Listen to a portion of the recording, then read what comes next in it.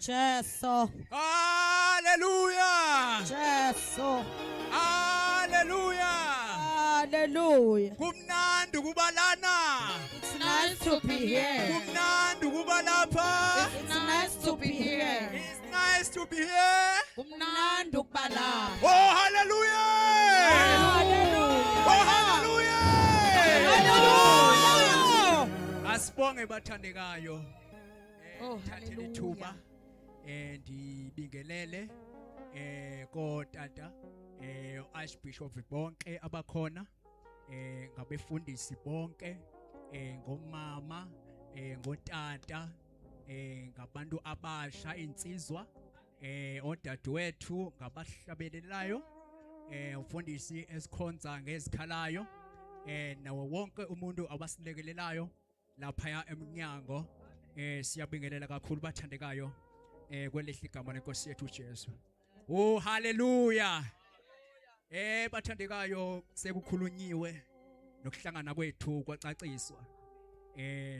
Sendiyahlala nje ngihlale phansi and relax ngiyazi ukuthi umsebenzi opheleleyo abantu bazowenza nibonile nje.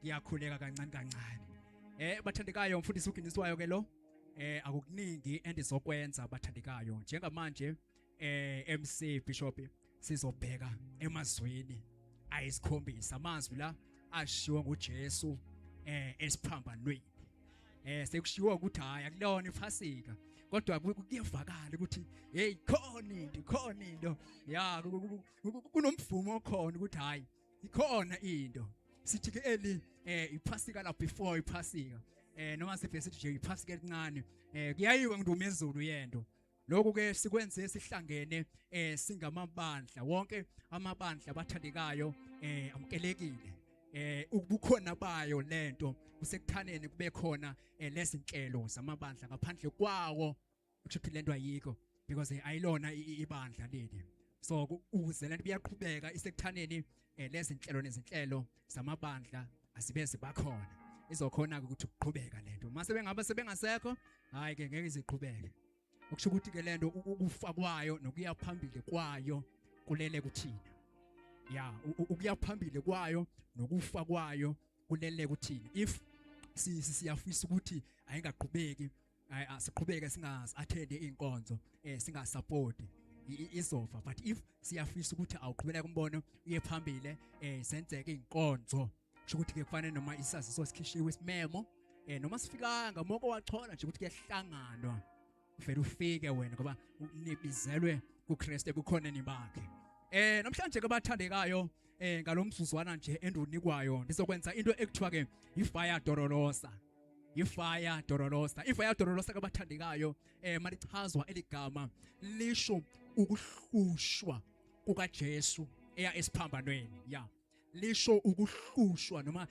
lisho inhlupheko eviwa nguJesu ma esendleleni eyapi esiphambanweni masenze kanje asithathe incwadi ufuna nje sifunde incwadi nje emfushane kakhulu ngizokhona ukuthi sikhulumene phezulu kwelolisi lelo ngahlabelela bathandekayo ngahlabelela bathandekayo Sithembe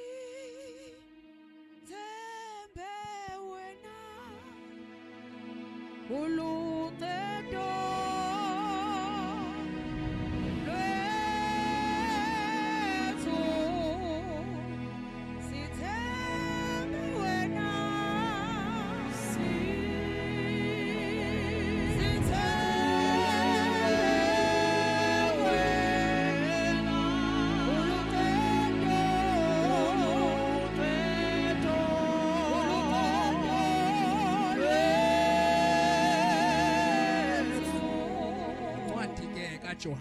Ncwadi kaJohane ku19 ncwadi kaJohane ngokaJohane ku19 sizofunda ke u6 sibambe futhi sizothi 6 sibe sesiyataka siye ku14 simqhubeke no15 no16 sobe sengiyakhuluma Sithembe wena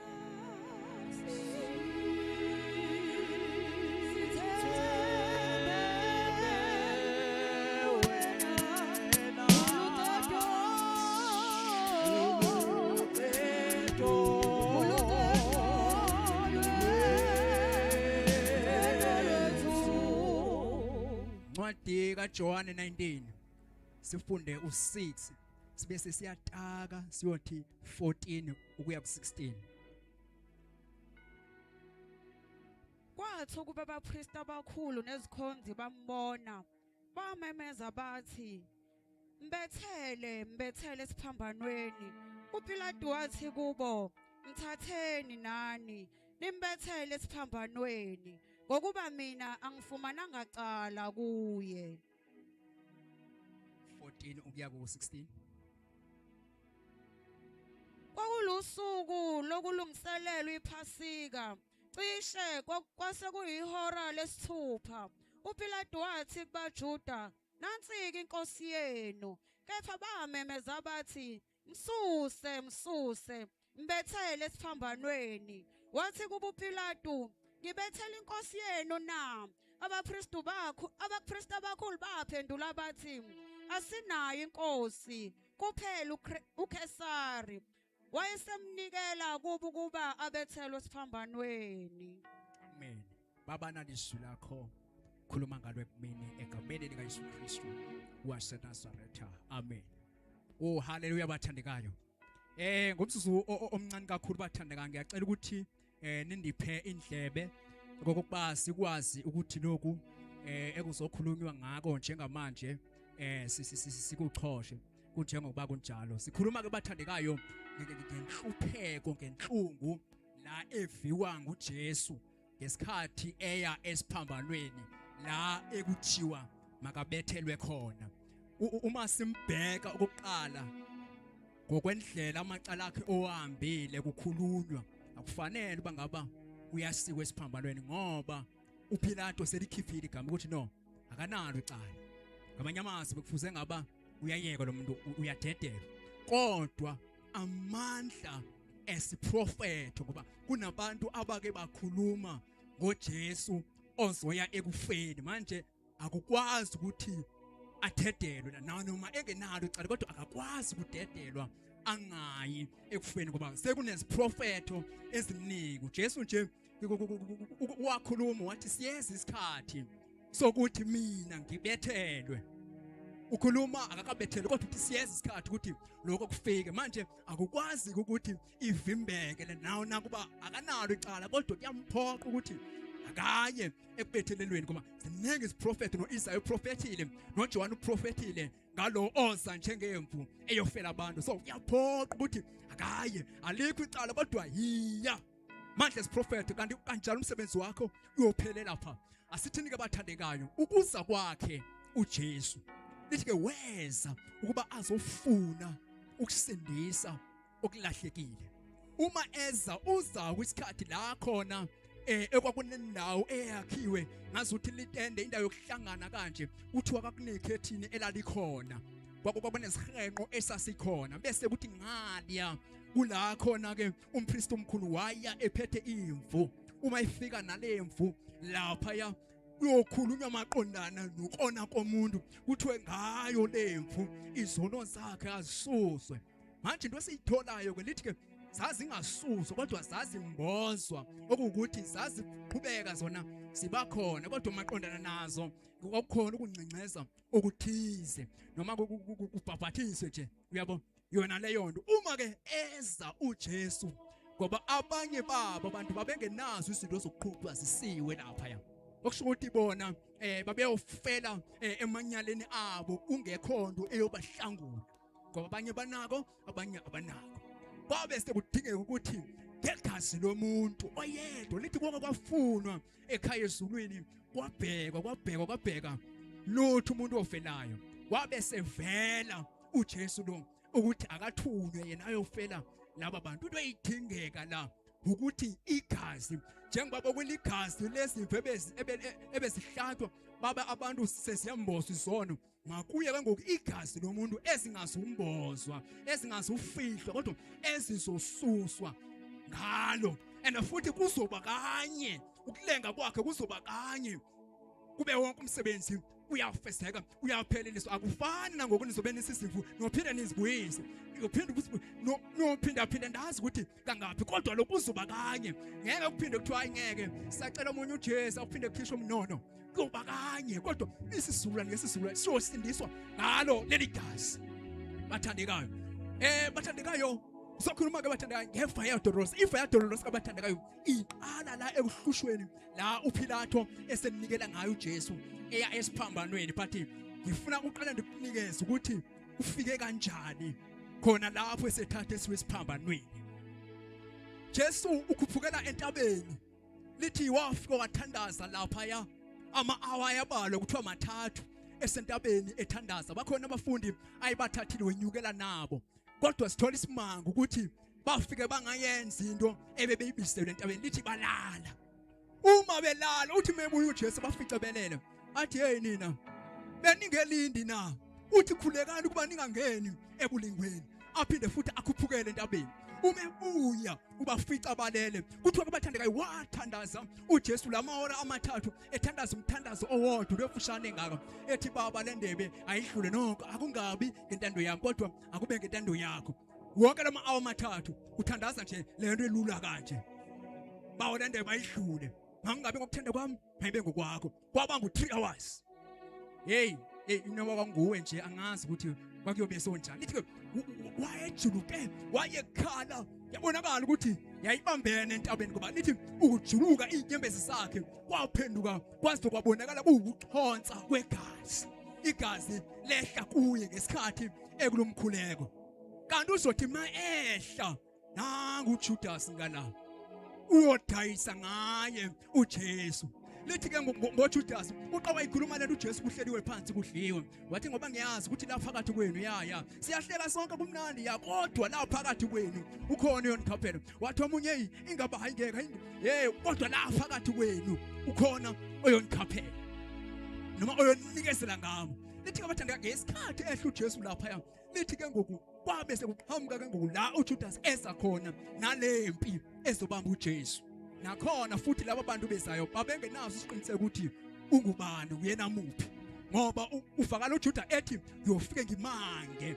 uyothi landi mangakhona noma esenibonayo ukuthi nango lo Jesu ofunekayo nango lo Jesu okufanele ukuthi makahambe ayobulawa lithi wathi mefika wathi memanga babe sebeyabona ukuthi kahle kahle nangu la kunombuzo bebathandekayo okwabuzwa ukuthi hey nifuna bani uthi nifuna bathi hayi sifuna uJesu wathi uJesu yimina lowo lithi iBhayibheli kwathi qilikithi phansi abantu bawa phansi bawiswa nje ukuthi uJesu uthe yimi lo enimfunayo bawiswa yiloko nje ngoba babemfuna kodwa futhi uningi labo bebengamazi babevile ngaye kodwa babengamazi ngoba bakhona nabamba isikhathi eside noJesu behamba naye endleleni kodwa futhi bengamazi kodwa futhi behamba naye kodwa uvala masebuza bathina abantu uthi omnyayo bathi ngumprofeti hayi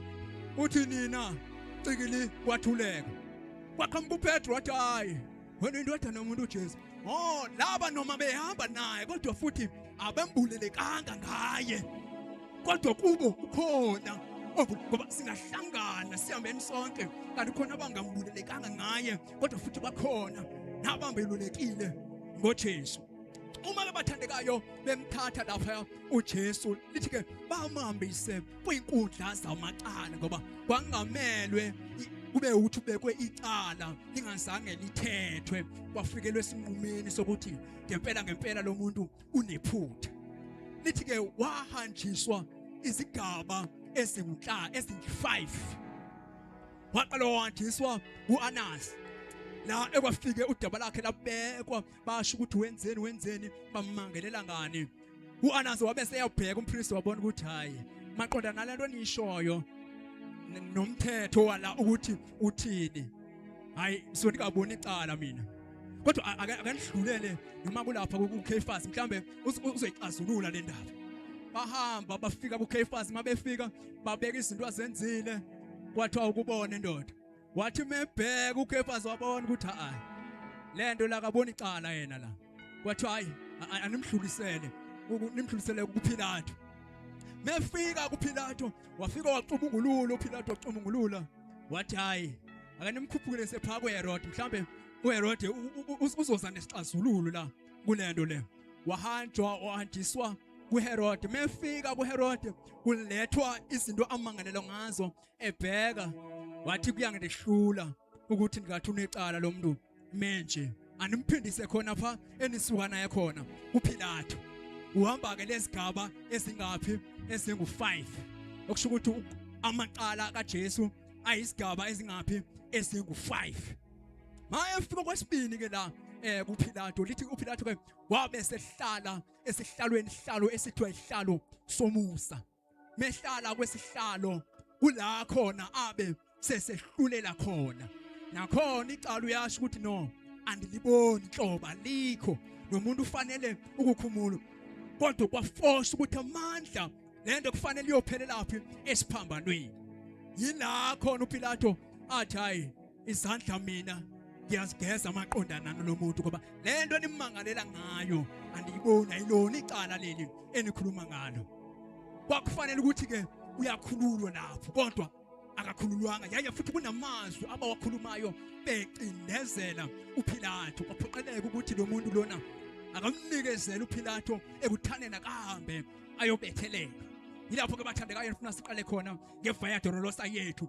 esho inhlungu kaJesu la esiphambanweni endleleni eyaphi esiphambanweni uma uPhilato ke emnikela kulabo bantu lithi iBhayibheli waqale washaywa uJesu washaywa uJesu emhlana lithi into oyishaya ngayo kuthiwa yayehlukene yayinendawo ezingu7 yayingathi isitswebhu noma isabhoko noma imvubu kodwa inamakhanda angu7 uma kushayeka kodwa kwakuba ngathi ushayeka ngu7 kodwa eshayeka ngaphi kayi1 ngenxa yento ayishaya ngayo babethembe kakhulu umhlana lithi izwi lenkosi wayethi eshayiwe ngalento mayibuya ibuye nenyama kube ucebuka kwenyama kuphume igazi bamshaya ke usela ekhayeni likaPhilato bathi babeqeda kumshaya bamthwalisa ke ngoku isiphambano vaya dolorosa kabathandekayo inama section angu14 inesigaba esingu14 isigaba sokuqala bamba kula uPhilato egeza khona izandla ethi lo muntu akanacala mkhululeni ngoba akanalo icala kodwa kubanjwa ngoba ukuthi kufanelekile kona aye esiphambanweni ngoba iziprofeto ziningi ezimfuna lapha ngakho ke akwazi ukuthi angafiki pha ngoba yothi lento leziprofeto zilize lezi zisho into engekho so kufanele aye uma uPhilato egeza izandla station number 1 wefaya dolorosa station number 2 kula khona ke bemthwalisa umnqamleso babe sebeyamkhipha eyakwenawo yaseGolgotha la ebeyobethelelwa khona lithi ke bathandekayo la kwakho uPhilato kwakunegate elikhulu lapha kubese kuba negate elingemuva elincane uPhilato wanqaba ukuphuma kwigate elikhulu ngoba la linqamulela lizokhuphukela mathuzana nje ukuthi awufika esiphambanweni kodwa wakhetha ukuphuma ngasemuva uPhilato nesiphambano uma ephuma ngasemuva kanti uzongena kwindawo evulelekileyo enabantu abaningi la kwakunabantu abagulayo abanye babebanjwe inqhenqe abanye la babengaboni emahlweni abanye la babengakwazi ukuhamba la uJesu afuna ukuzohamba khona nalomnqamlezo indlela le eyayiphithizela station number 2 yazini ke bathandekayo ukuthi kule section ezingu14 kunezingu9 esizozithola eBhayibhelini kube nezingu5 ezingekho eBhayibhelini kodwa sizithola kwincwadi ezisetshenziswa kakhulu ngama-theologians ama-scholars kula esithola khona ke lezi ezinye izinto ezizovela la kule vaya dolorosa endiphethe noma ungeke uzithole eBhayibhelini kodwa uzoshesha ukukhumbula ukuthi le into sike sive ngayo station number 3 bathandekayo lithi ke ngesikhathi ekhishwa ephuma kulamnyango ongasemuva eya kule ndawo ayokubethelelwa kuyo lithi bathandekayo wahamba nomnqamlezo umbangana nje umusinda bese lithi ke wawa phansi uma ewa phansi bamnikeza kunento ababayakhile engazuthi yisiqongo esithizeni bambambisa yona ngesikhathi eyibambile babe sebeyamshaya emhlana wakhe. Uma beqeda umshaya bamthwalise umnqamlezo ngoba indlela yakhe la ebheke khona ibheke kwindawo yaseGolgotha akafanele kona kodwa kuyaphoqeka ukuthi akaye kule ndawo. Station number 3 la akhishwa khona ethwalisa lo mnqamlezo.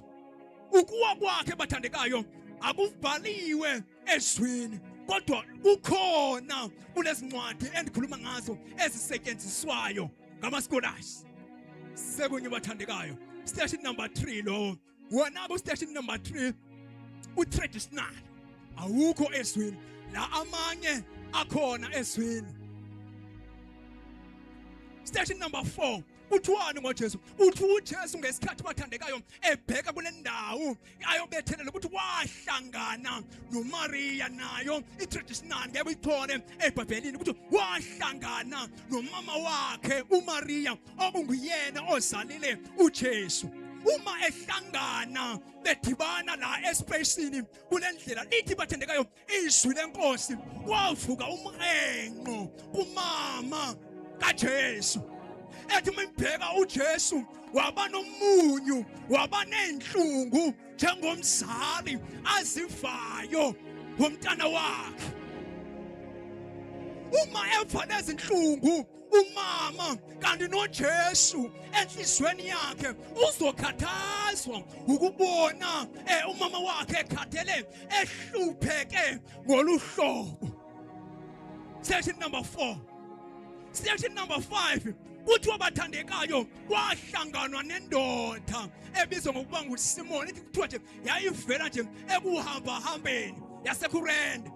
Lithi iBhayibheli kwaphoqwa yena ukuthi akathwale lesiphambano sikaJesu. Lithi wanikezwa uSimoni wasithwala lesiphambano kodwa kubonakala ehamba nje umganyana omfushane kubonakala ukuthi uyawa nalesiphambano ngoba lesiphambano sinomnikazi sinemfihlo zakhona futhi samehlula lo mfo. Uma simehlula kunamazwi wakhuluma uJesu wathi ayinkinga nawe usika wafuna ukuhamba phambi kwami sengazuthi nilandela wena kanti wena kufanele ulandele mina. Wathi uJesu hamba la endihambe khona. Kuthiwa bathandekayo wathi beyihamba uSimoni wabonakala eqina eba namandla okusithwala lesi siphambano kodwa kwasho bayisona esakhe sabe sethathwa sabuyisela kuJesu. Section number 6 bathandekayo kuthiwa kwahlangana bathandekayo ngowesifazana uVeronica. Makuhlanganwa noVeronica uVeronica lithi wakunengubo ayeze mbose ngayo ubuso bakhe njengoba ehamba la estradini. Lithi ke wathi mebona lo muntu lona lithi ke wabaseva naye waba nenhlungu ayivayo ukuthi kuyini nekodwa lokhu ukuba umuntu womuntu ashaywe ahlushwe abenje. Lithi ke wakhathazeka kangangokuba wathi angikwazi ukuthi lo muntu ngimehlule kungekho endingakwenza maqondana nalo muntu. Lithi izwi lenkosi bathandekayo wethula indwangu yakhe ekhanda isibose ngayo wabese siya uJesu. Makefika uJesu ngoba uJesu wayenkangelo yakhe kuthiwa bathandekayo wayethwele umnqamlezo ethwele umqhele kwikhanda lakhe. Kuthiwa wawunameva wawumhlaba ubuso bakhe kwakudumbile egcwele igazi. Kuthiwa eshayiwe kuthiwa amabokoboko kuthiwa bemkhifele ngamathe. Umehlangana noVeronica wathi uVeronica nakwazi ukuba ndingadlula ngibona umuntu elolu hlobo. Lithi wasondela nendwangu yakhe wabese sesula ubuso bukaJesu. Kuthiwa wabesula wathi mayijika engena indlela wathi mayibheki lapho wabona ubuso bukaJesu kuyilapho lakhe. Ngasuthi wamemezela ethi ngihlangene naye ethi ngimbonile athi nidibene ungasuthi wamemezela njengentombazane yaseSamaria ithi akuvumi ukuba ngithule ngoba ngikubonile ngihlangene naye uthi besemfuleni ufikile ongitshele konke akuvumi ukuba ngithule wamemezela waJesu osindisayo. Station number 7 mathandekayo. Station number 7 uthi uJesu waphinde futhi wawa okwesibini nale traditional ngeke uyithone eBhayibhelini uma ewa okwesibini uJesu lokhu bathandekayo kusho khona ukuthi kuningi ubunzima okuqondene naye ayekufa kule ndlela aba kuyo. Station number 8 senzoqedza bathandekayo.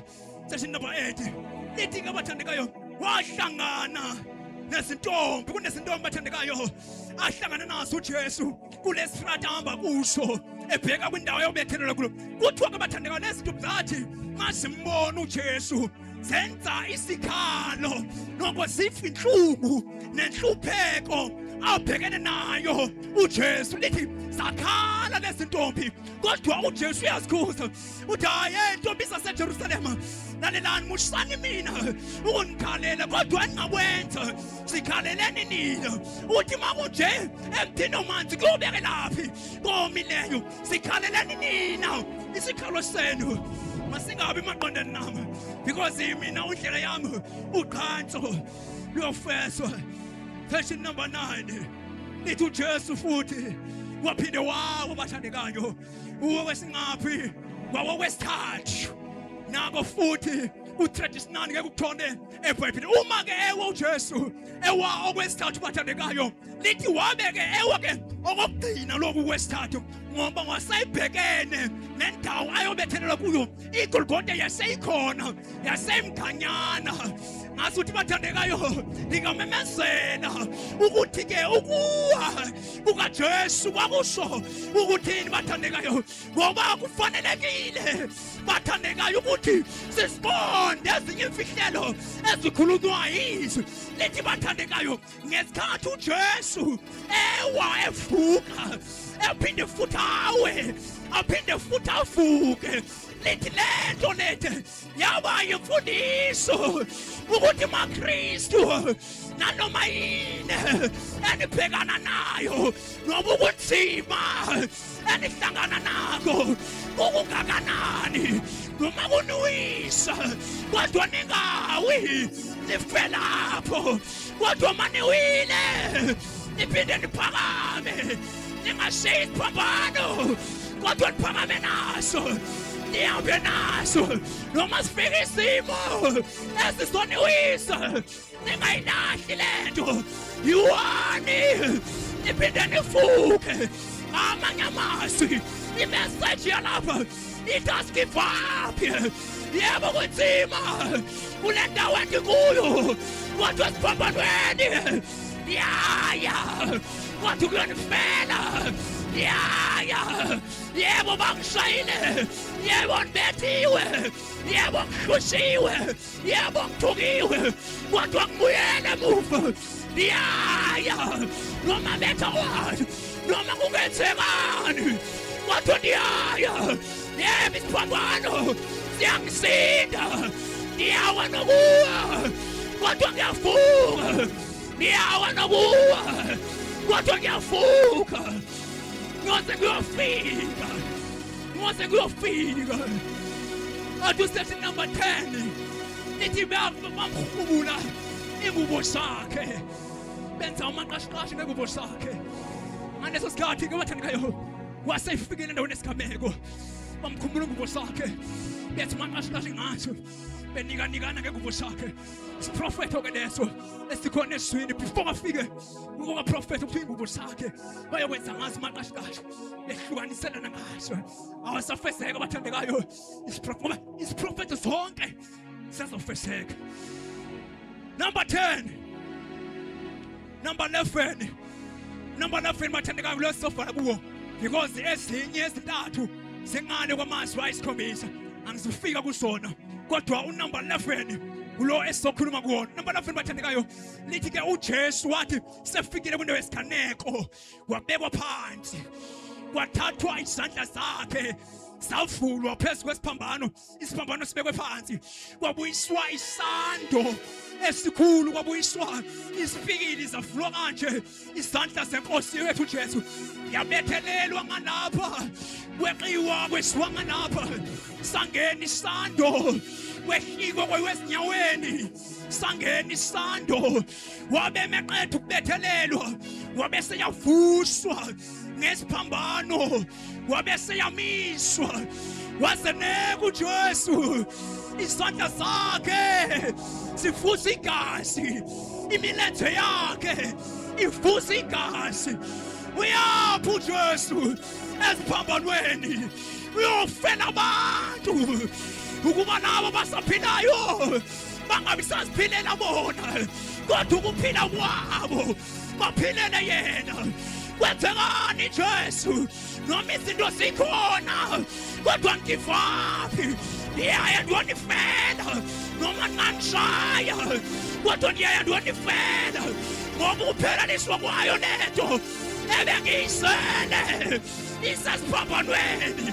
Lithi bameneka esiphambanweni. Wabe sethini MC, wabe sethini uJesu esiphambanweni MC.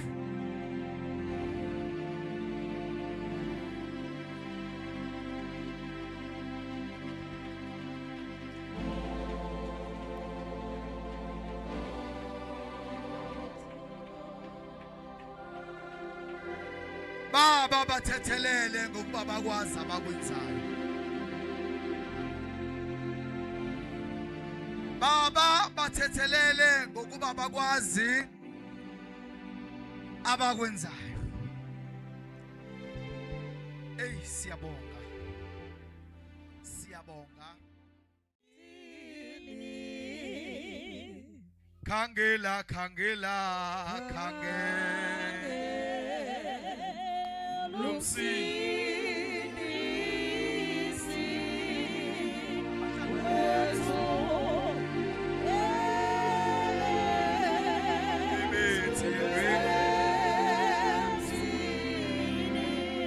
ebethelwe emthini ke uthando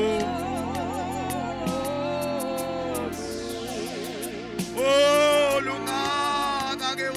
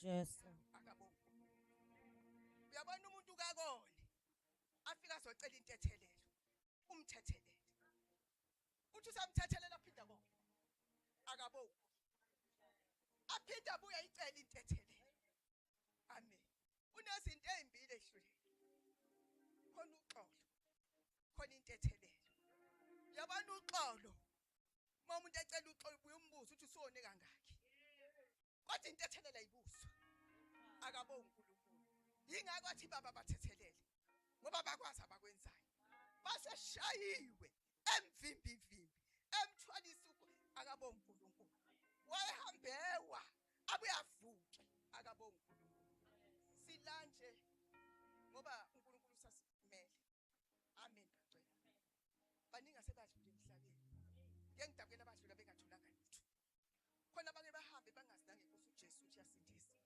akabo uNkulunkulu sinenhlanhla thina ngoba noma kungasifica akabo uNkulunkulu siyaphasikeni la siyakhona kodwa khona umzalwane ongamkhulumisi akabo uNkulunkulu uyabona intethelelo iyadingeka uyabona kwathi mhla kuthiwa ngisho maphambi komsebenzi kaNkulunkulu ngacela uNkulunkulu thabe ngakimi angihambisani nomzalwane mangabe ngimbo uthi uyashayisa noma akalaleli kodwa ngifuna ukuhambisana naye ngoba ngifuna ukufana naye akabo uhamba kahle endleleni kaNkulunkulu unjengomfazi ehamba kahle phambi kwendoda yakhe ngoba wayishiya zonke intombi wayinazo wakhethe yodwa akabo uNkulunkulu intethelelo ibalekile bazalwane ibalekile ngokuthethelela umuntu esengena kaningi ekuthuka kodwa umthethelele ulingisa inkosi uJesu ukube mhlawumbe lesiphambano sasithwele yimina ngangogcina ngilwile akabo uNkulunkulu nami ngiveza wami amandla kodwa ngoba wayembethe amandla ezulu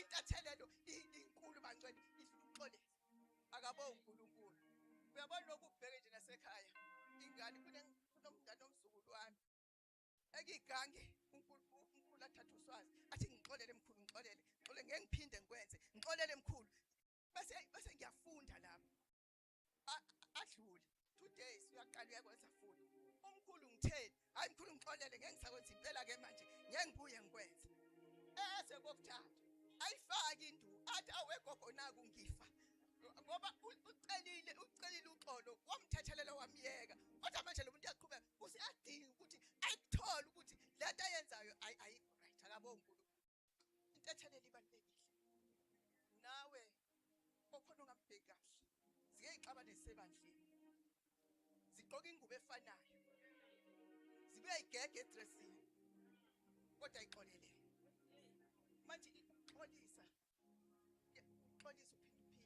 kodwa intethelelo inzima akabo uNkulunkulu ngokubheka umfazi mayishiya indoda ekhaya wahamba wemuka wambona esehamba nenye kodwa esebona ukuthi kunzima lapho eyishiya edla kahle yesike sibashiya bayenza idla kahle kungekho nkinga usuke uSathane angene komunye noSathane ungene kumuntu wesifazane intethelelo athi ayicela ucaca ukuthi akusalungizwe akabo uNkulunkulu kodwa ngibonga ingonyama Yesu yahambiwa yaza kuqeda igcineni yawa yaze elethe nje inkosi bathethelele ngoba bakwazi abakwenza kuyabonga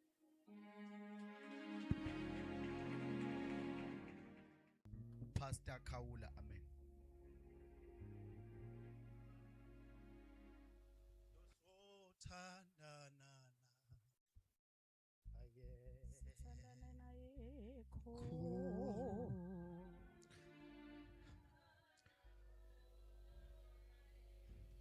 Jalo sothandana Jalo sothandana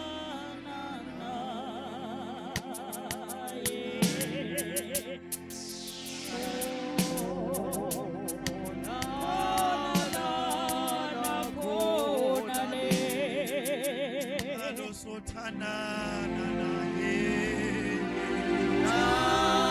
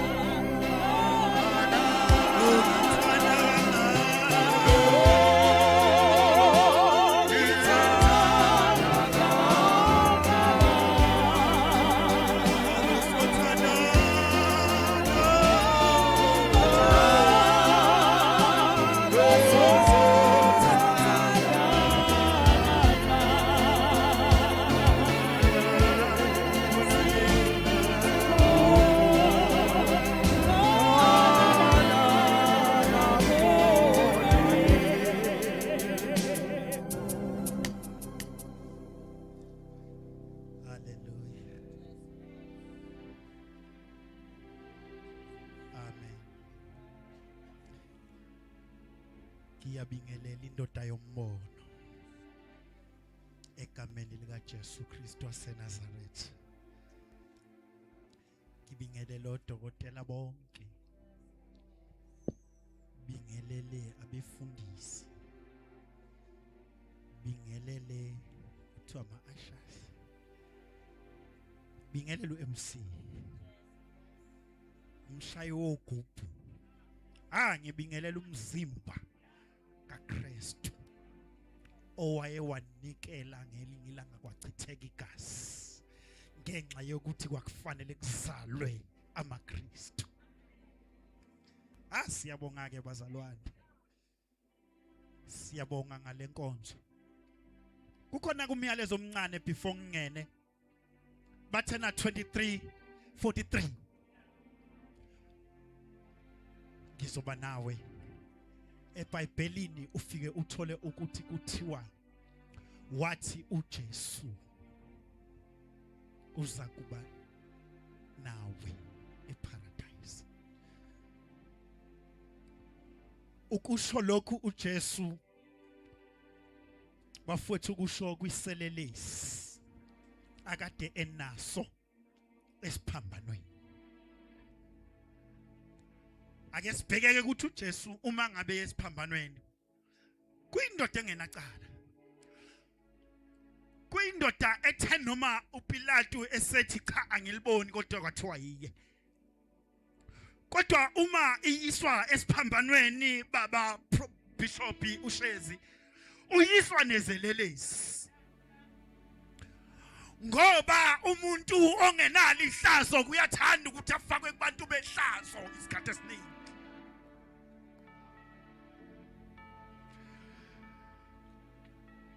Manje umyalezo wami ngisazokhuluma bekufika ukuthi engathi uNkulunkulu bengasiphi ukukholwa.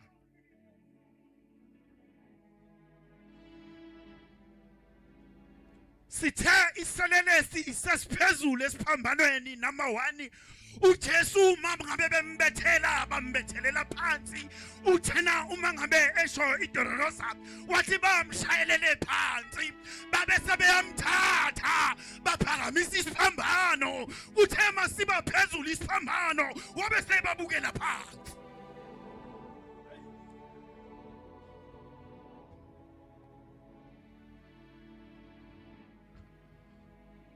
Ngimthanda noma isosha selimgwasa, ngoba lo Jesu obethelwe esiphambanweni uye wehla wezela ukuzosindisa, uye wehla wangezela ukuzochitha. Lithe noma belingenaso iso lingaboni lathi liyamgwaza kwakhansa igazi, lakhansa lesweni, lathola ukuphila. Ngizoba nawe eparadise. Usho umuntu olahla ithemba, usho umuntu omdelelayo, usho umuntu othi sisindise, ngoba phela wena ungumntwana kaNkulunkulu, ngoba wena bawusukumisa ishosha.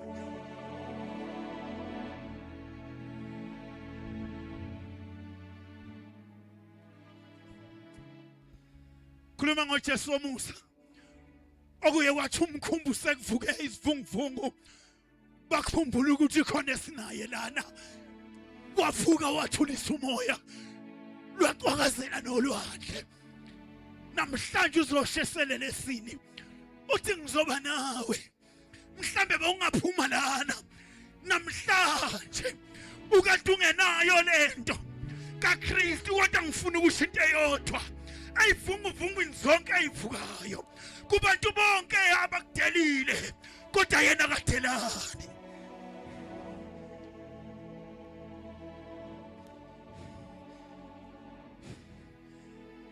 Dokotela sikhuluma ngalo Jesu, abantu sebesikhuluma kabi, kodwa yena athi mina ngingumhlobo.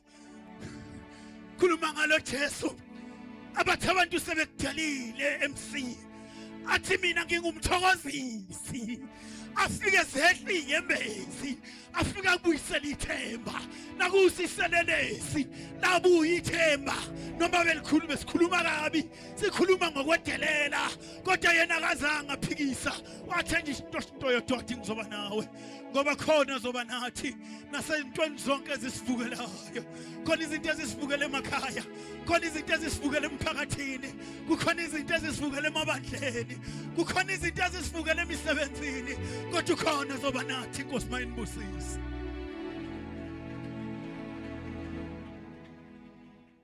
Sikhulume sesi thathu mame beka indodana Mesithabile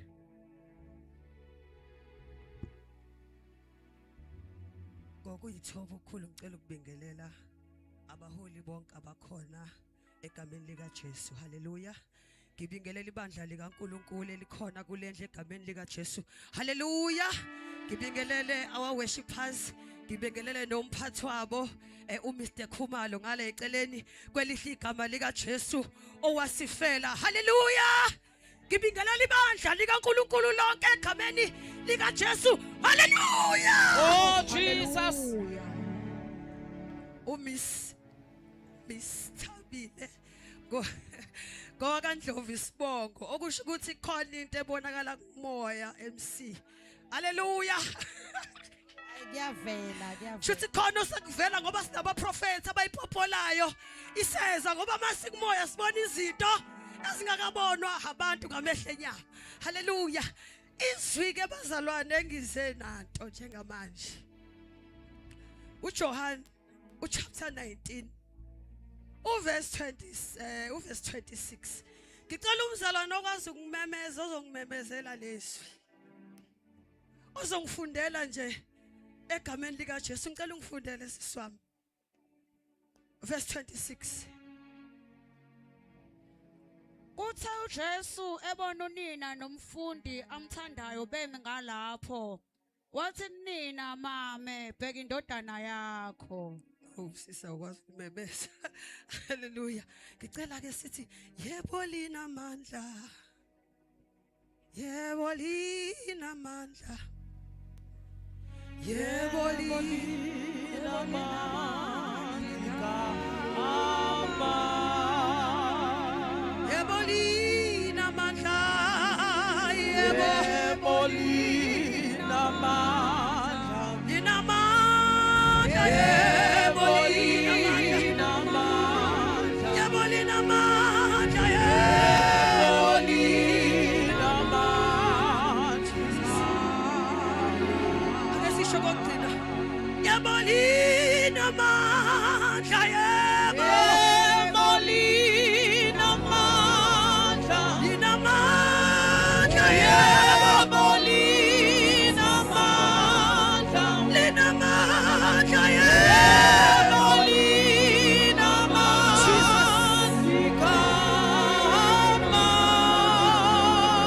yebo lina amandla yebo lina amandla yebo sisinda ngalo yebo lina amandla yebo siqoba ngalo yebo lina amandla oh Jesus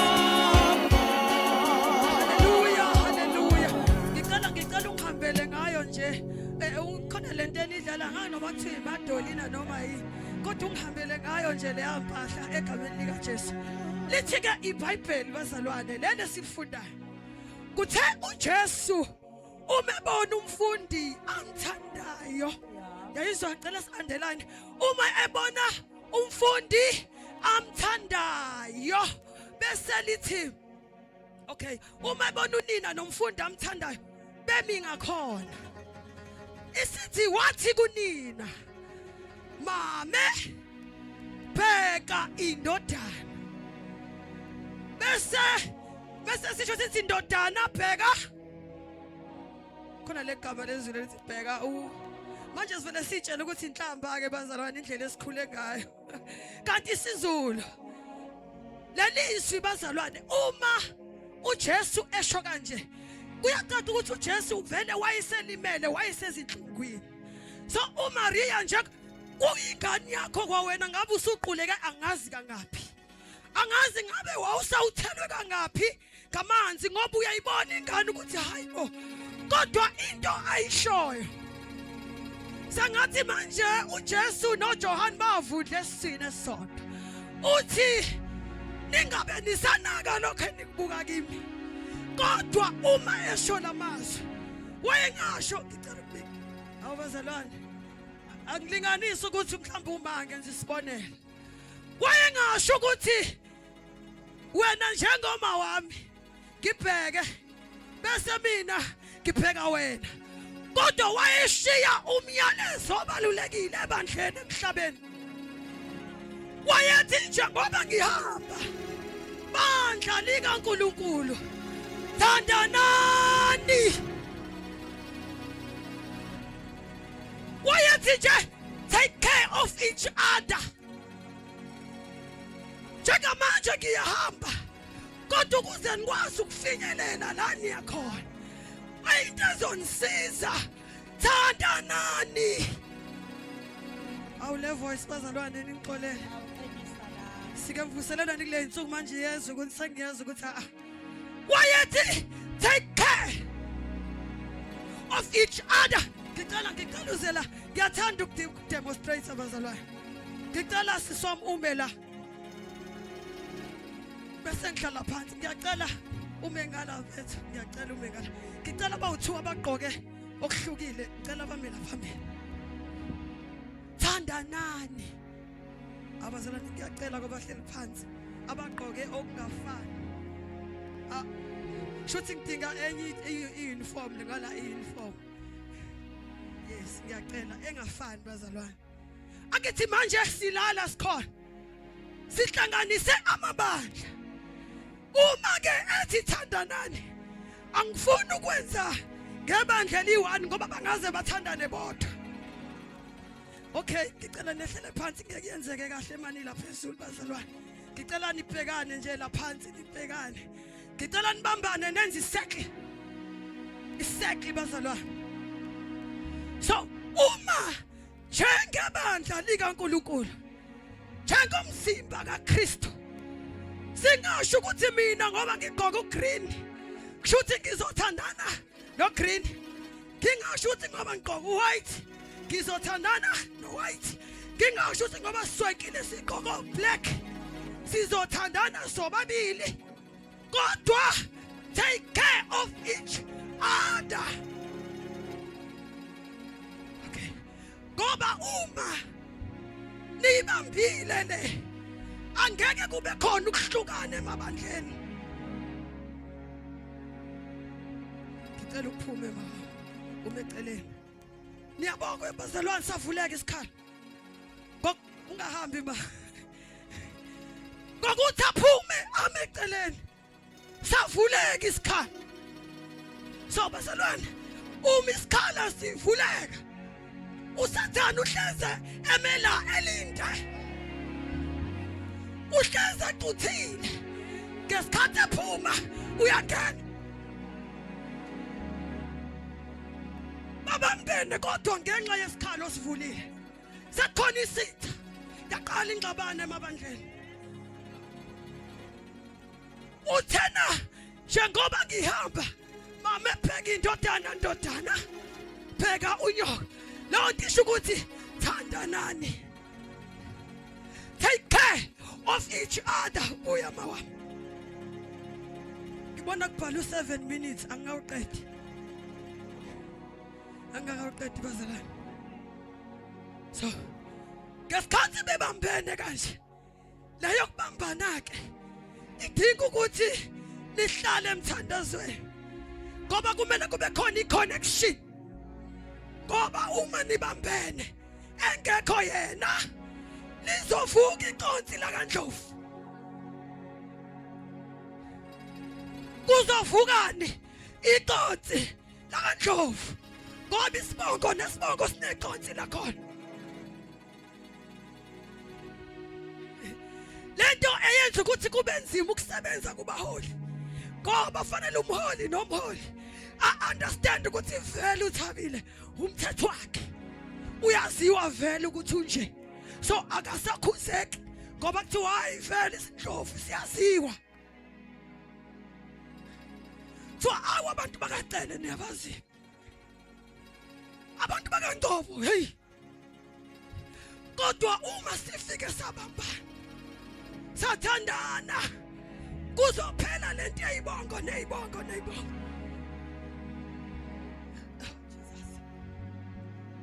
kuzophela lento yebandla nebandla sibe munye sibambane sithi masibubule sonke kamoya munye awukho umoya wase-AGF awukho umoya waseZayoni kamoya munye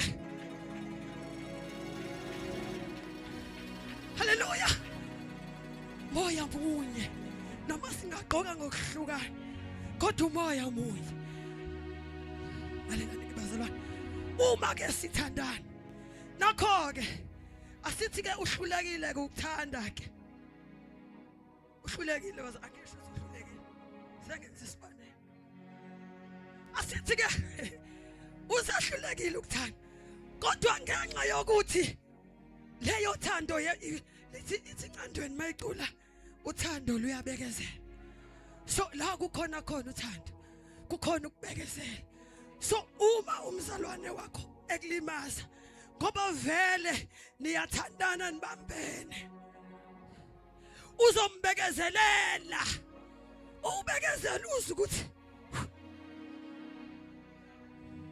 hayi ukuthi ungamkhulumisi sihambe siyesontweni sifike sihlale kanje asikhulumisani kanjani sikhonza kanjani singakhulumisani usuze wamblock omunye kuWhatsApp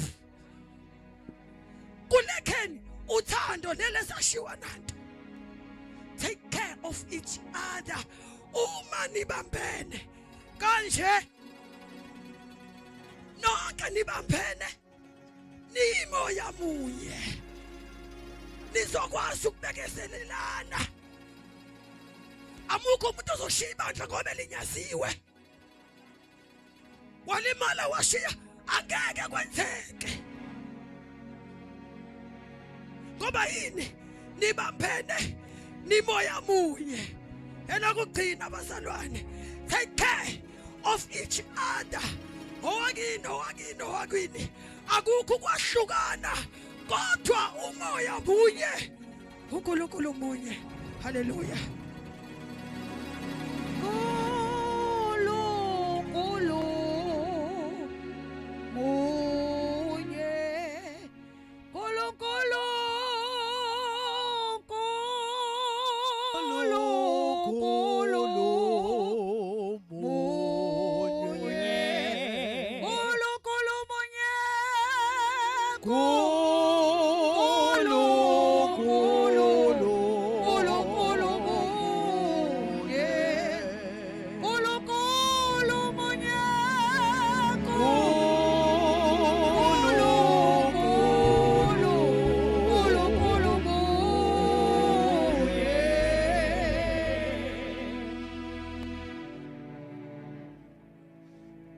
Sicele isikhulumi sesine. Sicela isikhulumi sesine Lady Bishop Ngoma ezwini elithi eli ngicabanga ukuthi maliqhubeka lithi elamasabakuthani okungukuthi uNkulunkulu wami ungishiyelani na. Ngiyaxolisa ukuqedelela ngiyazi ukuthi uma wami ngeke ungishaye amen. Ngithe la kufingqiwe ngicabanga ukuthi ngenxa yephepha nje ukuthi lincane bafingqile amen kodwa kahle amavesi akhona aphelele. uNkulunkulu akubusise kusese.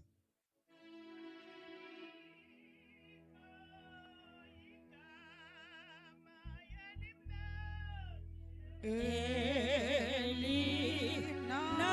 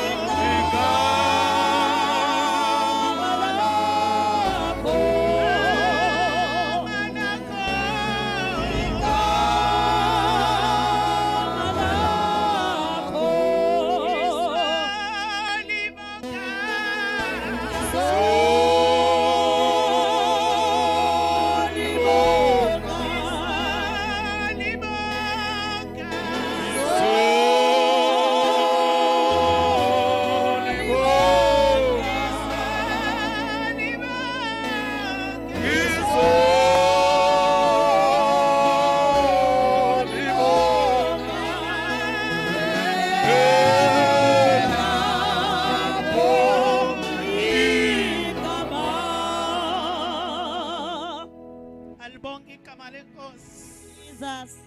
Alibonge igama lenkosi. Into ikamkhulu. Kumnandi ukuba lana. Ngizobingelela odokotela njenganokulandelana kwabo. Ngibingelele uArchbishop njenganokulandelela kwabo.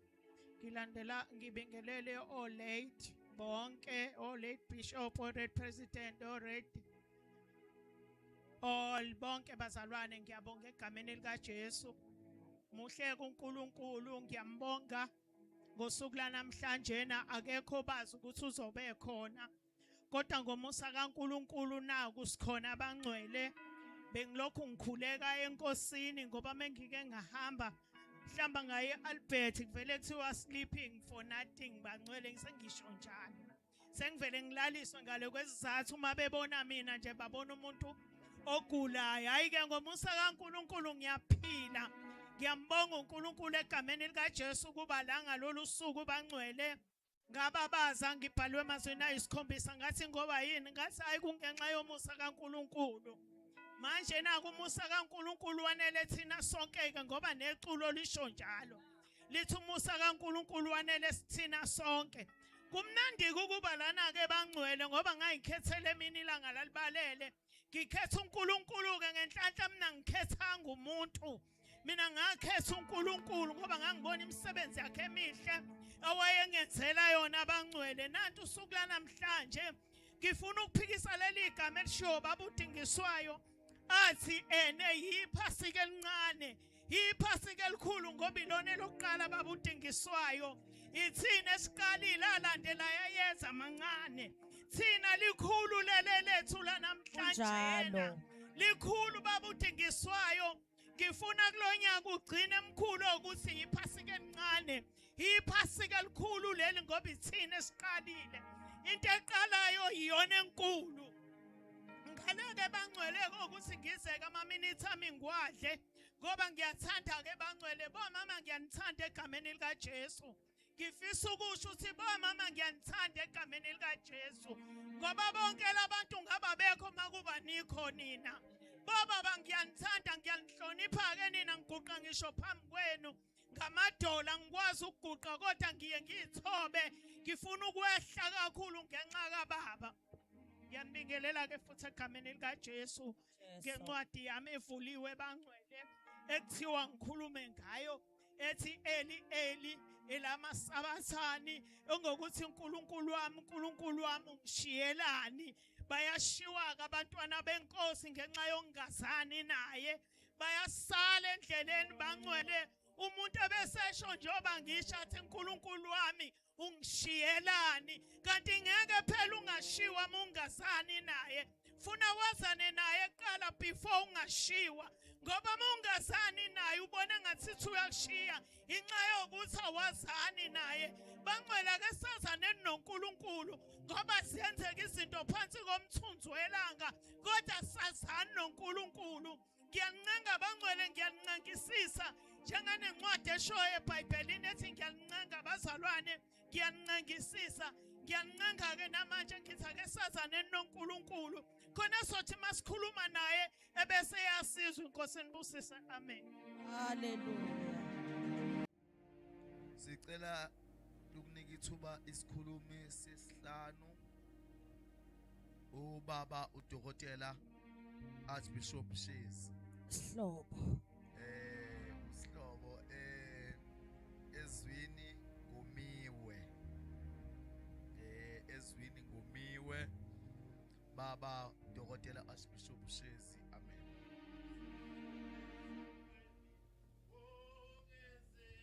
Nzima Shalom, Shalom,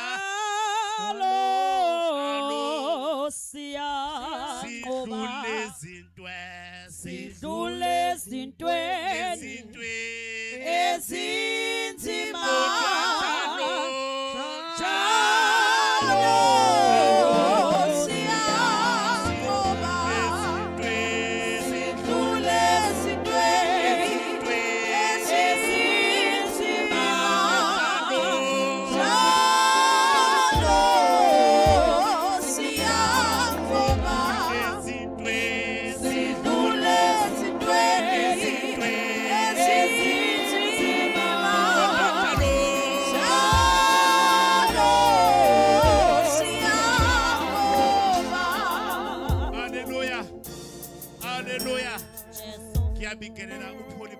khona endlini egameni kaJesu obaba omama all the protocol observe. Siyabonga kakhulu bazalwane uNkulunkulu emkhulu ukuba khona kule ndawo nikhona bazalwane. Izwi enginike lona angizoba muda kakhulu isikhathi 7 minutes egameni kaJesu. Haleluya. Uthi uJesu ngomile. Lithi iBhayibheli isixuku sathulisana bathi hayi nangathi uyakhuluma. Bamlalela bathomile ekunobamnika amanzi bamnika uvinika. Nikhona bazalwane. Egameni uthi iBhayibheli ngelilanga uJesu sebekhohliwe ukuthi uvinika vele uyalapha amanxeba. Khona umuntu ongathi uyakudestroya kanti uyakuphakamisa. Ayibonke inkosi. uNkulunkulu esimkhonzayo akafani nomuntu. Umuntu ubheka isiqu kanti uNkulunkulu ubheka inhliziyo. Antheni amen. Uthi uJesu ngomile egameni kaJesu ithi indoda khona bazalwane ithi ngomile lithi bamnika uvinika. Nikhona lithi wathi uba awamkele uvinika. Haleluya. Ake nitheni bazalwane bothi nikhona. Haleluya. Mase kuthiwa ngengoma ngishayela kahle emkhulu mhlawumbe ngibuyihlalo ngihlala ngithi hayi ngiyayinikela ngoba phela ngaqala khona. Nikhona bazalwane. Nikhona bazalwane. Wathi mamkela egameni kaJesu uvinika wathi sekuphelisiwe. Nikhona bazalwane. Kunabantu esihamba nabo bomiwe inkinga ababodi bomiwe. Ubona ngendlela abenza ngayo esontweni ukuthi labantu bomiwe. Kuyakhokhwa uneqembu lakhe asingakhokhi thina. Nikhona bazalwane. Kuyanje kuyephasikeni kunabantu abayephasikeni beli trip abazi ukuthi yini iphasika abafundisekile. Until nikhona bazalwane. uNkulunkulu sakasiza bazalwane egameni kaJesu. Iwona amazwi lawa ngibonga kakhulu kubaba wombono weVirgin. Nikhona bazalwane osibizele le ndawo egameni kaJesu. Abantu abafuna ukuhlangana kumuntu wazi ibandla lakhe. Ibandla lakho mhlawumbe ufike ungalikho. Nikhona bazalwane. uNkulunkulu ayifuna umuntu ufuna inhliziyo nothando. Amen. Anendaba usonto esontweni elinamathayize, usonto esontweni neqhude phezulu, usonto esontweni nesiphambano. Nikhona bazalwane. Okusalayo uNkulunkulu esimlandelayo lithi iBhayibheli waza lento edelelekile. Amen. Emkhombeni wenkomo. Ngiyasaba ikhono liphakeme. Kuhle ube imfino okunoma ube iAnkerorayi. Ankerorayi faka inkomo igcwele ibhodwe, imfino ifake igcwele ibhodwe iyashisa ishona phansi. Amen.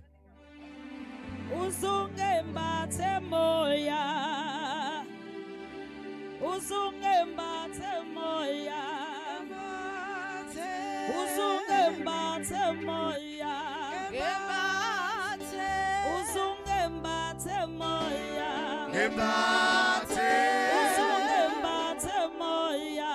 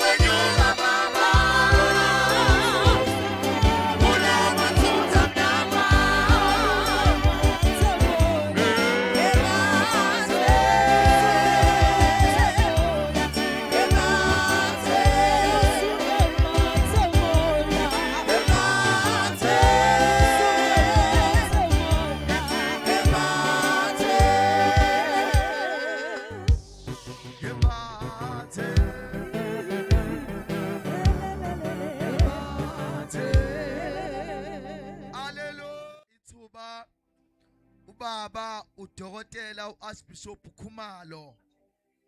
Sizonikeza ithuba ubaba udokotela uArchbishop Khumalo ezwini lesithupha elithi kufeziwe.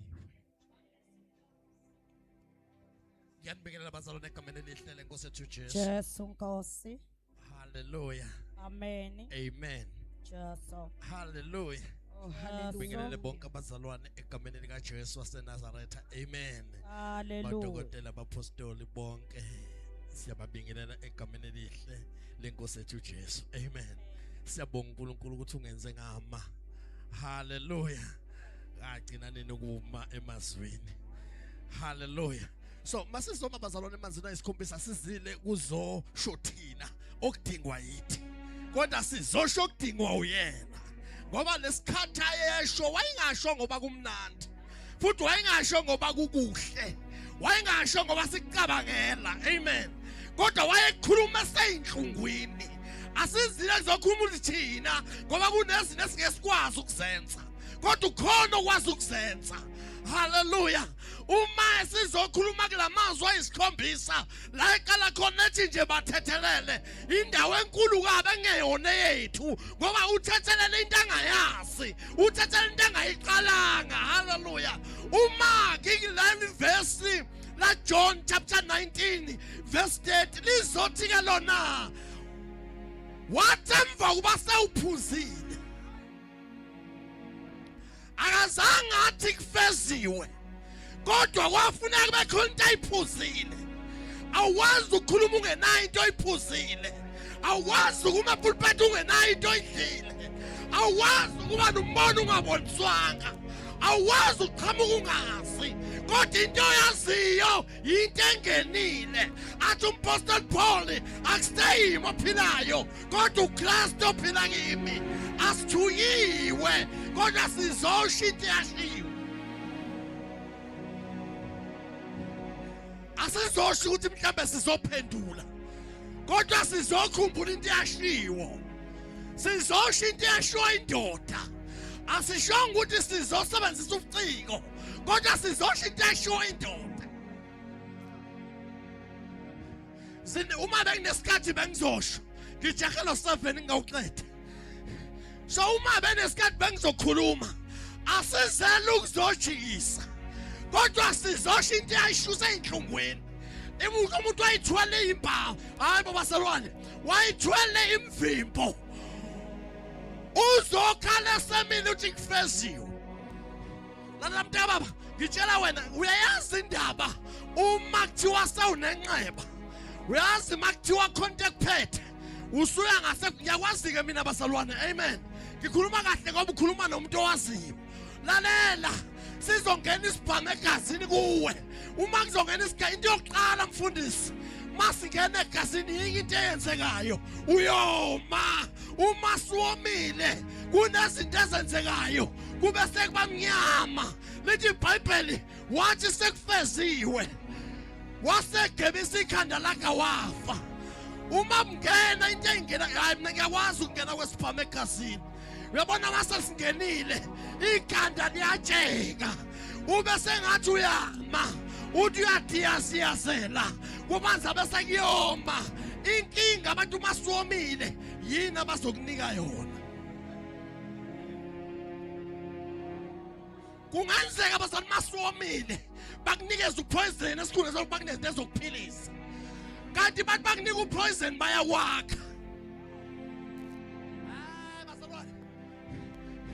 Komile into edala ukuthi omile indlela ayeseshawe ngayo. Mayithi kufeziwe ngoba usefika esigabeni sokugcina masegebisa ikhanda. Lithi iBhayibheli wafa kanjani Jesu, wagebisa ikhanda wafa. Kube kusekhona istep esilandelayo before uyongena ethuneni. Esokuqala uma sefile ufa kanjani kusekhona amasosha, ufa kanjani usahamba inqeba ungenalo. Lalela, wayengenalo inxeba kodwa izono. Lalela uJesu lithi iBhayibheli ezalo wayeyinkosi ezalo wayezokhulula izono zethu kodwa inkinga wayengakwazi ukukhulula izono zethu engakangashawo lalela ukuphilisa umuntu into yakaqala uJesu kuyenza engakoye esiphambano kwaba ukuphilisa umuntu uma semphilisile umuntu wathi noma ngakwenza konke amandla uthi uThixo lakhe ngiphiwa amandla emhlabeni nasezulwini kodwa masephiwa amandla emhlabeni nasezulwini kodwa amanye amandla angakaphiwa wona amandla esono namandla okususa isono ingakho engakwazi ukususa kodwa esithwala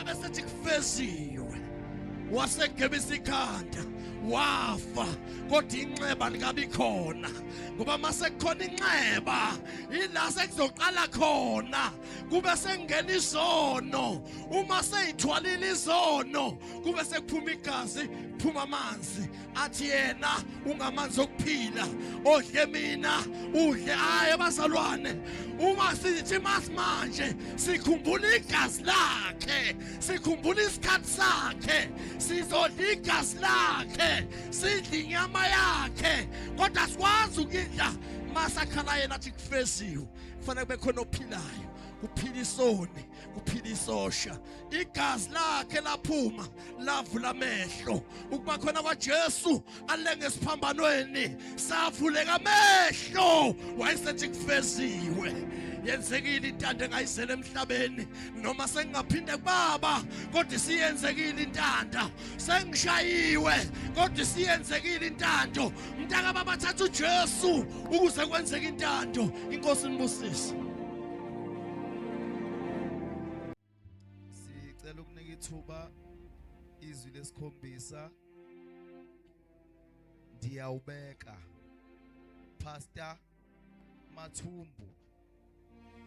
Pastor Mathumbu ndiyawubeka umoya wami ushilo wathangeke akushiye oqa angingedwa ushilo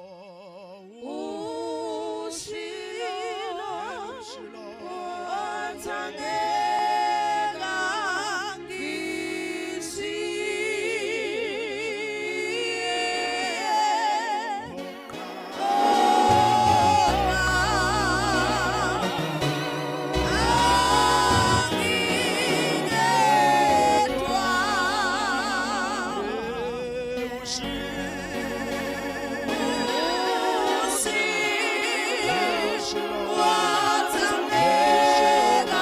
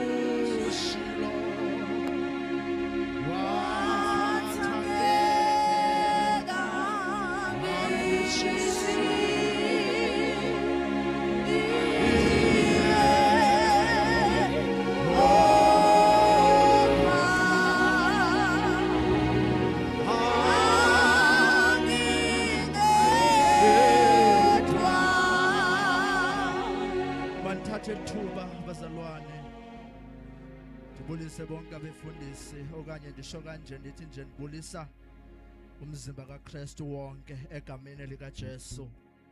Wathi kaLuka Mama Kambule chapter 23 sizawufunda nje amavesi abemabini sibe sesiyathandaza egameni likaJesu. Jesu sewathethile amazwi kule ndawo seshunyayelwe. Jesu owawathetha kungekho mnandi, owawathetha isimo sibheda. Oh mayibongwe inkosi. Luka 23 verse 46 siya ku verse siya natsika ku 47. uJesu wamemeza wangezwe elikhulu wathi, Baba, ezandleni zakho ngiyawubeka umoya wami. Esekushilo lokho wafa. Kwathi induna yekhulu isikubonile okwenzekileyo, yamdumisa uNkulunkulu yathi, ngempela lo muntu bengolungileyo. Khawuphinde ke mama. uJesu wamemeza ngezwi elikhulu Lithi wathi, uJesu wamemeza ngezwi elikhulu wathi, Baba, ezandleni zakho wathi Baba, ezandleni zakho ngiyawubeka umoya wami. ndiyawubeka umoya wami.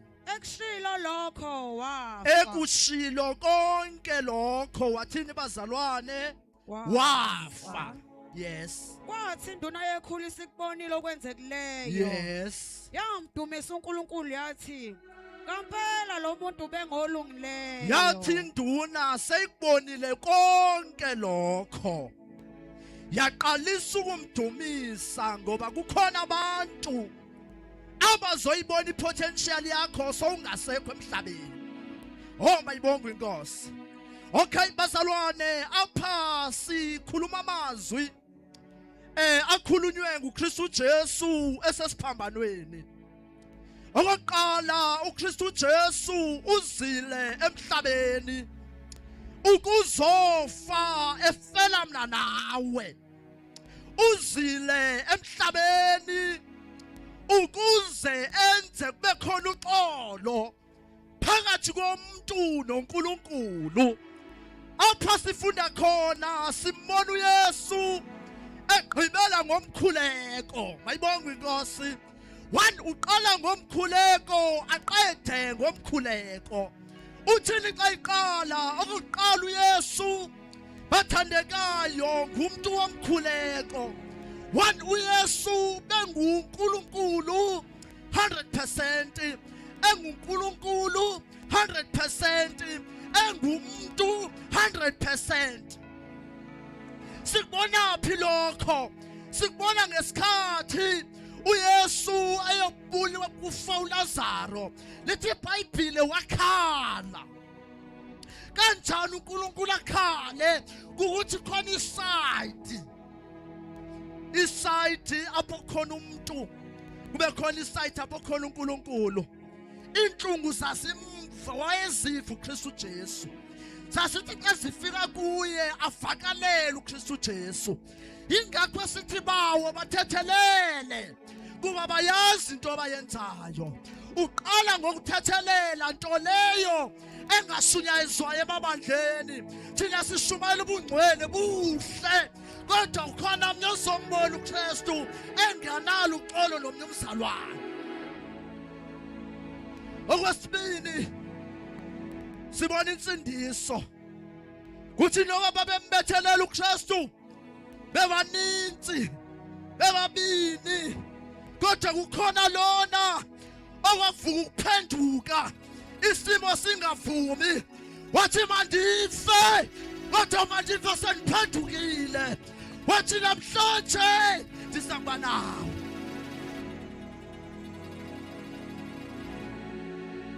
Ngoba kubi ukufa ungaphendukile, kodwa kumele phenduke. Ayibonge inkosi. Bese sithi mame, ubudlelwano okumele kube khona phakathi kwami nawe. Kumele sibe nobudlelwano sithandane. Yonke into esiyenza masiyenze sibambene. Abese sithi uNkulunkulu wami uNkulunkulu wami unishiya ngani na? Ngoqala bheka uOld Testament.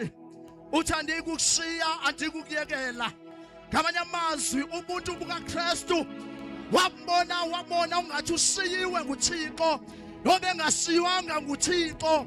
Ngoba kwizimo esibhekene nazo baqala kuvuka izinto, baqala sivukelwa kuba ngathi sishiyiwe, kanti yena akayikusishiya, akayikusiyekela. Oh hallelujah, oh hallelujah. Athi ninqaniwe. Yesu okokuqala ulengisiwe imini yonke esiphambanweni, ushayiwe, uyophala igazi. Umzimba wakhe sowufuna igazi, umzimba wakhe sowufuna amanzi. Ngoba wayengumuntu 100%. Aniwe usesiphambanweni, umzimba ufuna amanzi kuze waphuze. Wayenganqanelwa ngamiphefumulo kodwa wayenqanelwa amanzi. Azothi kugqityiwe. Ngamanye amazwi uYesu wayizele ntoni? uYesu wayizela ukuzofuna nokusindisa kulahlekileyo. uYesu wayizela ntoni? Wayizela ukuzobhidlisa udonga olwalukhona phakathi komuntu noNkulunkulu, ukuze sikwazi ukuziyela kuKristu Jesu, ukuze sikwazi ukuziyela kuThixo. Ayisho lamazwi uwasho ngesikhathi apho sesazi ukuthi konke kufeziwe. Umsebenzi sele uqedile, akusadingeki isongezo, kodwa sekwenzile ngelakhe igazi elithi iBhayibheli ngemivimbo yakhe osaphiliswa. Ngokungelakhe igazi sasindiswa. uYesu kukhona into ayenzekayo ngesikhathi eyobethelelwa. Lithi iBhayibheli elifundayo kwakukhona lo wayekriminali okwakumele ukuthi abethelelwe, kodwa kwabizwa ukuthi makakhululwe ngoba ukhona uYesu ozokhulula abantu. Kwabizwa ukuthi makukhululwe umuntu owenzile into, ubosha umuntu ongenzanga nto. Utheni wayezosilanda, wayezosenza sibuyisane noNkulunkulu. Kwabizwa ukuthi makukhulule umuntu owenzile into. Oh, kubethelelwe umzimba ongenaqala kuze azolanda mina nawe. Insindiso bazalwane ngeyomuntu wonke, kodwa ngeyomuntu oyivumayo lento ukuthi uYesu inkosi nomsindisi wempilo yakhe. Azothi kweli lokugcina, awetha chess ezandleni zakho ndiyawubeka umoya wami. Ewasho kanjalo uqala ngokuthi Baba. Igama elithi Baba libonisa ubudlelwano phakathi kwakhe noBaba. Ngamanye amazwi uYesu sangabulawe, kwathi ubomi bakhe wabunikezela ngokwakhe. Akekho umuntu owayengabulala uKristu Jesu, ngoba yena kwakuzomela ukuthi athi uzobulala yena ababize bonke. Kube sekuyenzeka isithunywa sizomlwela ngoba wayeNkulunkulu, kodwa kwabizwa ukuthi makashaywe, kwabizwa ukuthi makakhwifela ngesikhohlela, kwabizwa ukuthi makashiywe. Lithi iBhayibheli udeliwe, ushiwe ngabantu ukuze azolanda isayoni, azolanda othi usindisiwe, azolanda isifebe. Wangathi ngazomemezela namhlanje ithi wabafela bonke ukuze abaphilayo bangabi sasiphilela, kodwa baphilela yena. Asisasiphileli kodwa siphilela yena.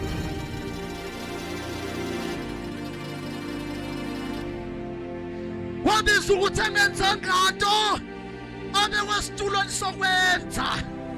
Wabizwa ukuthi amsulwa, abe wesitulweni sabanekala. Ngoba uzolanda mina nawe. Wangathi ungacelela umakhelwane uthi Makhi. Khawucelela umakhelwane uthi Makhi. Ulandiwe.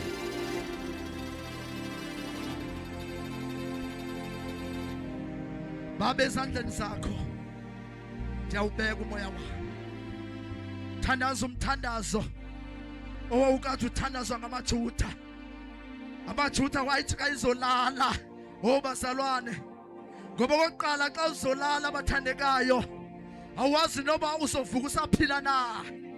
Kodwa lo mthandazo wawuthandazwa ngamaJuda xa izolala, athi Baba, ndibeka ukuphila kwami ezandleni zakho, ukuze noma kuyafika ukufa kodwa ukuphila kwami kusesandleni sakho.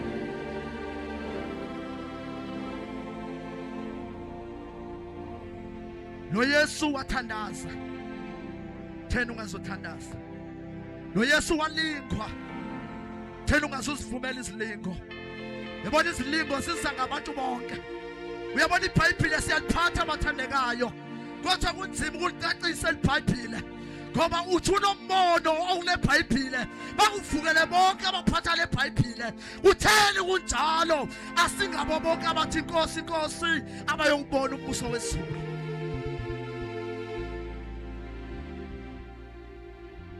Safelwa ukuze sibe loxolo. Safelwa ukuze sithethelelane. Kwangathi ngingamemezela namhlanje ndithi ngenalo uxolo ifaka phendukanga ngengasayibona inkosi.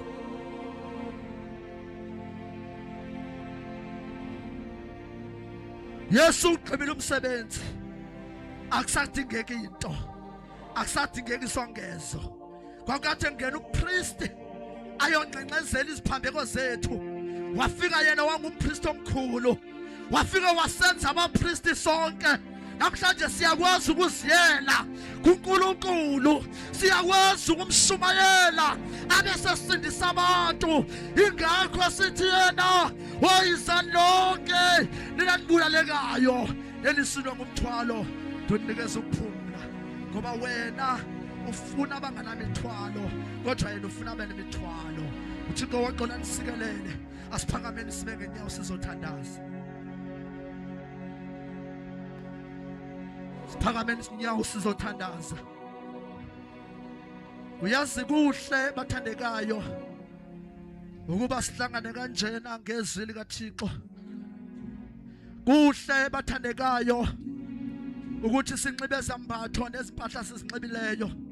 Uyazi kukhona lo mkhuba ongathi uniform abantu abafaniselanayo. I-uniform into oyinxibayo. Yingakho kuxesha siphila kulo abanxibayo enkonzweni babetha abanganxibiyo. Abanganxibiyo babetha hayibo siya kweliphi izulu. Ngoba i-uniform i-avaroni yokusebenza le endayikungcwalisi ayikwenza ube ngcwele, kodwa umuntu okwenza ube ngcwele uKristu Jesu. Ubukhona namhlanje uthi ndiyamdinga uYesu, sendinalo igama lecawe, ndinayo i-membership kwelami ibandla ukuze sikubone ukuthi unathi khona i-membership, khona imali okufuneka uyikhokhe. My question is, abantu nganamali bazokhokha ntoni? Kodwa into endifuna ukuyisho ubukhona uthi ndiyamdinga uYesu, ndiyayidinga le membership enguKristu Jesu. Phakamisa isandla sakho. Athi umhlabelo sekuntambama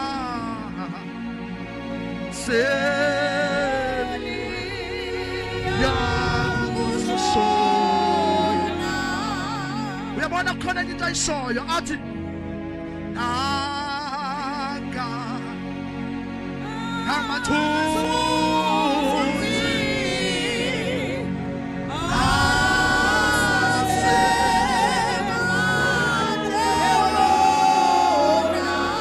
awukele nawe ngena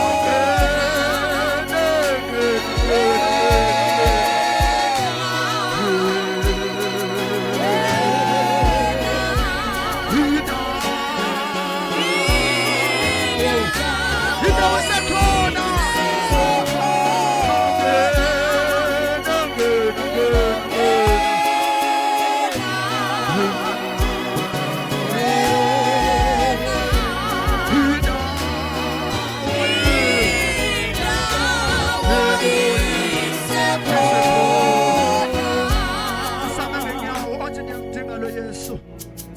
Othi nami Jesu uzungandedlule. Hayi bazalwane sobonana naye ngokusindiswa. Asizubonana naye ngokuhamba inkonzo. Icawe sisehlule kakhulu bathandekayo. Ecaweni basivumela inkonzo enguYesu Kristu ingene. Ukuze sibe mntomnye sithandane. Sivalena amehlo ethu bukhona. Othi ndiyamdinga lo Yesu. Phakamise nje isandla sakhe egameni likaJesu. Ngoba nabo ubomi ufumaneka ngoKristu. Lo Kristu ububomi. Fundisa ukungeniswa izingaphambili. Lo Yesu uyafika shintsha isidima somuntu. Uyafika shintsha ubuyena. Uyafika shintsha ukwenza. Uyonikeza ngothando. Ngoba uthando asinokwazi ukulenza ngawethu amandla. Ngoba uthando into enzima ukuyenza ngeke uyenze ungenaNkulunkulu. Edinga uNkulunkulu egameni likaYesu. Sizafanele amehlo ethu siyemthandazweni bathandekayo. Yafisa ungalenzi iphutha lokuthi uhlangane uphinde uphume kuye emuva uNkulunkulu ongazani naye. Lalelani bathandekayo, uNkulunkulu uyosazi ngoba phambi kwabantu samvuma ukuthi uyinkosi nomsindisi. Lithi kanjalo ukusindiswa buze ngoba savuma yena uyavuma ngomlomo usho ukuthi uJesu uyinkosi nomsindisi bese kuba ukukholwa. Lithi ke kulapho okwanda khona lokusindisa. Uma ukhona phakathi kwethu othi mina zange nakanye ngimvume noNkulunkulu akahle ndamamukela uNkulunkulu, yebo miningi iminyaka ndikhona endlini kaNkulunkulu kodwa angizange ndamvuma. Lalelani bathandeka, yasoze saziwa uma singamamukelanga ubani nobani. Udinga amamukele avume ukuthi lo inkosi, ukuthi lo uyasindisa. Ngoba uma singayenzanga leyo nkonzo angeke saziwe nasekhaya ezulwini. Lithi yobe mine emethengejaji uthi mabeza besa bethuwapho ngengube simhlophe. Lithi ngelosi siyabuza ukuthi ngobani laba abesone sabatho esimhlophe. Uthi uJesu yena amaqhawe amagorha besisemhlabeni sembandezelweni kodwa sama niyokwaziwa ngoba nafuma. Ngaba kube khona phakathi wethu othi namhlanje ngiyavuma ukuthi lo Jesu uyinkosi nomsindisi. Phasakhe sakho sithandaze noma yedwa.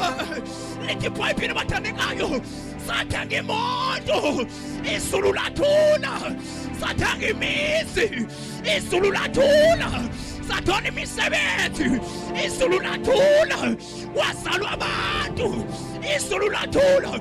Kodwa maye sekusindiswa isona sodwa izulu laphakama, laphakama. Ngoba indawo yokuthanda umuntu inkulu ezulwini. Ngoba lento yevangeli imaqondana nomphefumulo. Bathe basema sikolazi athi kumyalelo ophuthumayo ukuthi ngene amavangeli ukubani nobani sithi simfike sokufa kodwa besasana naye. Phambi sakho mokhona bathi ngiyamdinga futhi lo Jesu. Phambi sakho kulondawo bathi ngiyamdinga lo Jesu. Hayi singahamba nawe kodwa kuyinkinga uma ungekho kulo Jesu. Phambi sakho kulondawo akunandaba amasonto kumahlukano kodwa ngofuna uJesu, ngofuna uJesu. Phambi sakho thandaze nawe, phambi sakho thandaze nawe, phambi sakho kulondawo mekhona ukuthi ufuna lo Jesu. Ungcwele Nkosi phakeme kakhulu, ulungile unamandla uthembekile ngoba Jehova igama lakho. Nalo usuku nangumusa uNkulunkulu nokufa ukuthi wahlushwa wahlukunyezwa ulanda ukuphila kwami ulanda ukuphila kwalomsalwana nolomsalwane ngamamasi siletha kubonga udumo kuwe egameni likaJesu Kristu waseNazaretha thwala Nkosi lemiphefumulo thwala Nkosi lemisipha uNkulunkulu wethu omncwene ehlangene kule ndawo ethi siyakhumbula ukuthi kunendoda eyafa eyahlushwa yakhathazwa ilanda ukuphila izofela mina baba wethu namandla onke bafihle ubagcine bekuwe egameni likaJesu Kristu waseNazaretha singahlela phansi bathandekayo.